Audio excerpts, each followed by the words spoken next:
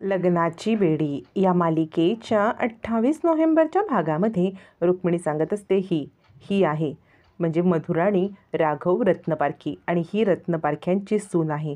सिंधू म्हणते, हो तुमचा काहीतरी गैरसमज झाला आहे. मी आश्रमामध्ये शिकवण्यासाठी टीचर म्हणून येते. यावरती तिथले आता संस्थापक सांगतात, हो मॅडम या आपल्याकडे टीचर आहेत. यावरती त्या मॅडम म्हणतात, मग तुम्ही इथे काय करताय? सिंधू म्हणते, इथे मी विनूची ट्रीटमेंट करते आणि पेइंग गेस्ट म्हणून जाते आणि ही माझी मुलगी आहे. याच्यावरती रुक्मिणी म्हणते, आणि जर का तुम्हाला वाटत असेल की राघव रत्नपारखी यांनी रामाची भूमिका करावी तर सीतेची भूमिका त्यांची बायको मधुराणी करेल, याच अटीवरती हा ड्रामा होईल. असं म्हणत रुक्मिणी आता राणीला सीता बनवण्यासाठी सांगत असते. पण नियती मात्र इथे खूप मोठा ट्विस्ट आणणार असते. मग रात्रीच्या वेळेला लवकुश म्हणून विनू आणि सावीची निवड झाल्यामुळे सिंधू त्यांना छानपैकी आता समजावून सांगत असते की तुम्हाला कसं बोलायचं आहे, काय बोलायचं आहे, किंवा लवकुश कसे होते, रामाची गोष्ट सांगत असते. त्यावेळेला सावी सांगते, काय गाई तू मला सांग ना, सीतामाईने लवकुश यांना सांगितलं नव्हतं का की त्यांचे वडील राम आहेत म्हणून? आता सिंधूच्या समोर सगळा जीवनपट आठवतो. सिंधू विचार करते, त्यावेळेला सीतामाईची काय अवस्था झाली असेल हे मला आज समजत आहे. सीतामाई, खरंच तुम्ही ज्या कठीण परिस्थितीतून गेलात ना, आज मी पण त्याच परिस्थितीतून चाललेली आहे. आणि ती सावीला म्हणते, सावी बाळा तू ज्या वेळेला मोठी होशील ना त्यावेळेला तुला मी सगळं सत्य सांगेन, पण आत्ता माझ्याकडे तुझ्या प्रश्नाचं उत्तर नाही आहे बाळा. तू मोठी झाल्यावरती तुला सगळ्या प्रश्नांची उत्तरं मिळतील. असं म्हणत सिंधू ती वेळ मारून नेते आणि सावीला गप्प करते. सावी शहाणी गप्प बसते, पण सिंधूच्या मनामध्ये आता विचारांचं काहूर उठलेलं असतं आणि ती म्हणते, आता तुम्ही दोघांनी लव आणि कुश याचे जे संवाद आहेत ते पाठ करा.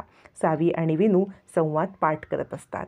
रूममध्ये ऋतुजा खूप चिडलेली असते आणि विचार करत असते, या वहिनी साहेबांचं काही कळतच नाही, म्हणजे कधी काय वागतील आणि कधी काय वागतील. याच्यावर ऋतुराज म्हणतो, काय झाले तरी काय? ऋतुजा म्हणते, बघितलं ना वहिनी साहेबांनी कसं काय नाटकासाठी परवानगी दिली. ऋतुराज म्हणतो, परवानगी का दिली? कारण या नाटकामुळे त्या अनाथाश्रमाला काही पैसे मिळतील म्हणून. यावरती ऋतुजा म्हणते, हो पण ती परवानगी त्यांनी दिली नाही, या सिंधूने त्यांच्या तोंडून वदवून घेतले. अजूनही त्यांना कळत नाही आहे की ही सिंधू तिला हवे ते सगळं कसं करून घेते ते.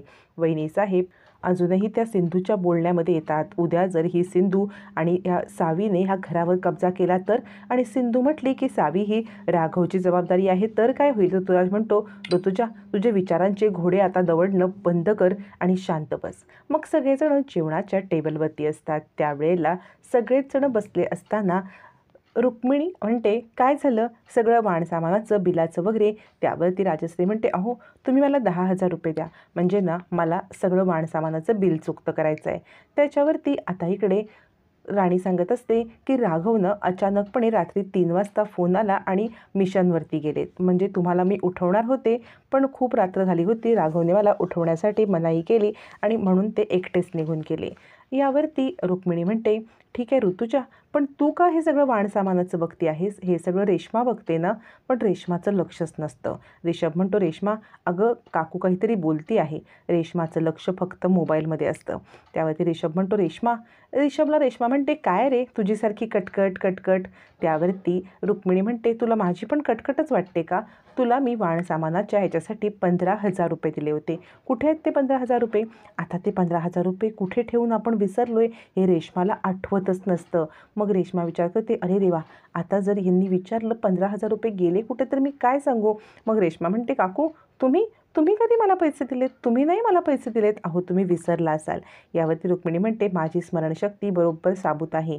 मी 500-500च्या 30 नोटा तुला दिल्या होत्या आणि हॉलमध्ये आपण इकडे बसलो होतो ना तेव्हा दिला. माझी स्मरणशक्ती बरोबर आहे. तू कुठे ठेवल्यास ते बघ. इतका बेजबाबदारपणा तुला शोभत नाही.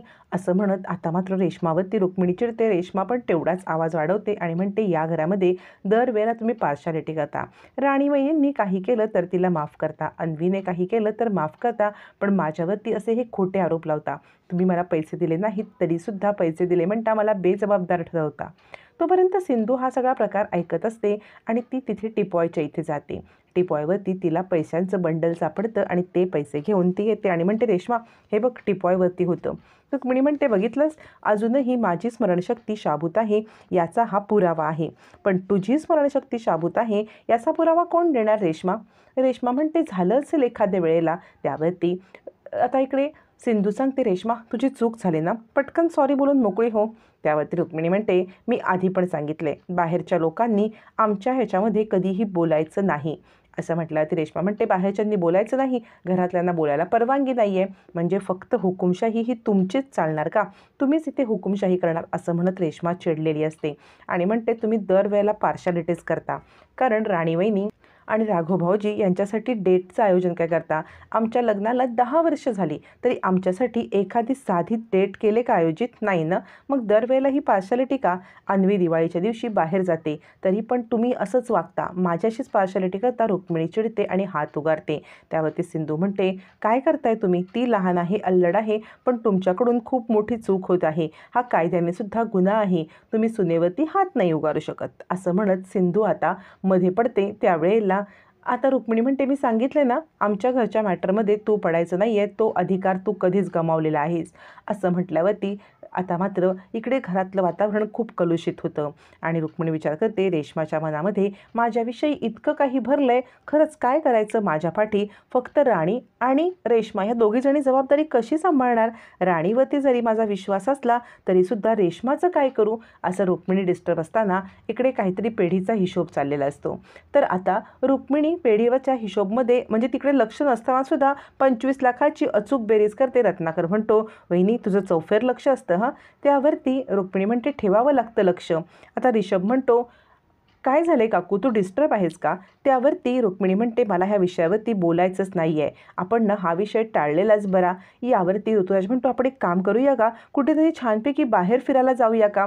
ऋतुजा म्हणते, हो हो आपण बाहेर जाऊया. आणि असं सगळं घरामध्ये गप्पाटप्पा चालू असतानाच तिकडे आता पोलिसांची एंट्री होते.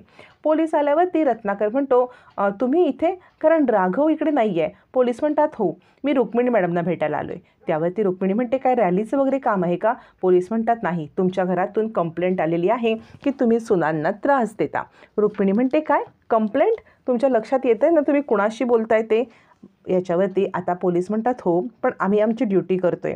त्यावरती ऋतुराज म्हणतो, तुम्हाला माहिती आहे ना, गजा तुमचा ऑफिसर, तो माझा मित्र आहे खास. पोलीस म्हणतात, आम्हाला सगळं माहिती आहे, पण आम्ही फक्त इथे आमची ड्युटी करायला आलो आहे, आम्हाला याच्या पलीकडे काही माहीत नाही, तुम्हाला आमच्यासोबत यावं लागेल. असं म्हणत मात्र आता पोलीस रुक्मिणीला घेऊन जाण्यासाठी येतात. कंप्लेंट कुणी केले माहीत नसतं किंवा कंप्लेंट करणाऱ्याचं नाव माहीत नसतं, पण रुक्मिणीच्या विरोधात कंप्लेंट आहे हे मात्र नक्की असतं. त्यामुळे रुक्मिणीला घेऊन जाण्यासाठी पोलीस येतात. रुक्मिणी म्हणते, ठीक आहे, मी तुमच्या कामामध्ये कोणताही अडथळा आणणार नाही, तुम्ही मला घेऊन जाऊ शकता. आणि रुक्मिणी असं म्हणत रुक्मिणी आता पोलिसांच्या सोबत जायला तयार होते. पोलीस रुक्मिणीला घेऊन जातात. मग मात्र घरामध्ये तमाशा होतो. रुक्मिणी गेल्यावरती सगळेच जण सिंधूवरती आरोप करतात, कारण सिंधूने आदल्याच दिवशी धमकी दिलेली असते की सुनांवरती असा हात उचलणं म्हणजे हे कायद्याने गुन्हा आहे आणि त्याचमुळे सगळ्यांचा संशय सिंधूवरती जातो. त्यावेळेला राणी म्हणते, सिंधू तू तुझं म्हणणं खरं करून दाखवलंस ना, म्हणजे काकूंना जेलमध्ये पाठवून तुला काय मिळालं.